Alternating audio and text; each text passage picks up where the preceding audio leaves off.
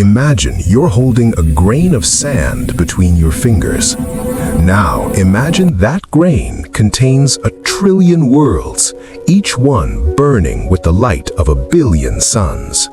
NASA just released 25 images that reset everything you thought you knew about scale, time, and reality itself.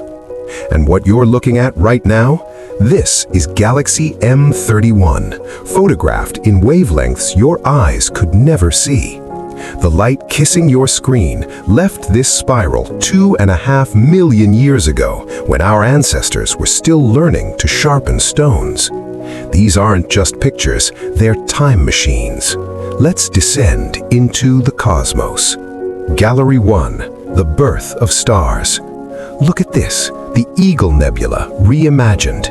Where Hubble showed us pillars of creation, the James Webb Space Telescope reveals something more primal. Embryonic stars wrapped in cocoons of superheated gas, glowing at 20,000 degrees Kelvin. Each of those pinpricks of light, a star being born right now, 7,000 light years away, which means the now you're seeing is actually 5,000 years before the pyramids were built. The Tarantula Nebula contains stars so massive they'll live fast and die young, burning through their entire fuel supply in just 3 million years. That's the cosmic equivalent of a mayfly. Watch these jets, stellar winds screaming outward at 600 miles per second, carving cathedrals from cosmic dust. The death of galaxies.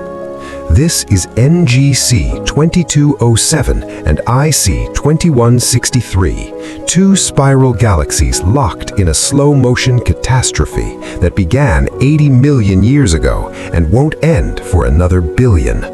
You're watching the universe rewrite itself. Every star in these images, hundreds of billions of them, is being flung into new orbits, new destinies. Some will collide, most will pass like ghosts in the night, separated by distances too vast for destruction. Here's what's left when a star dies violently.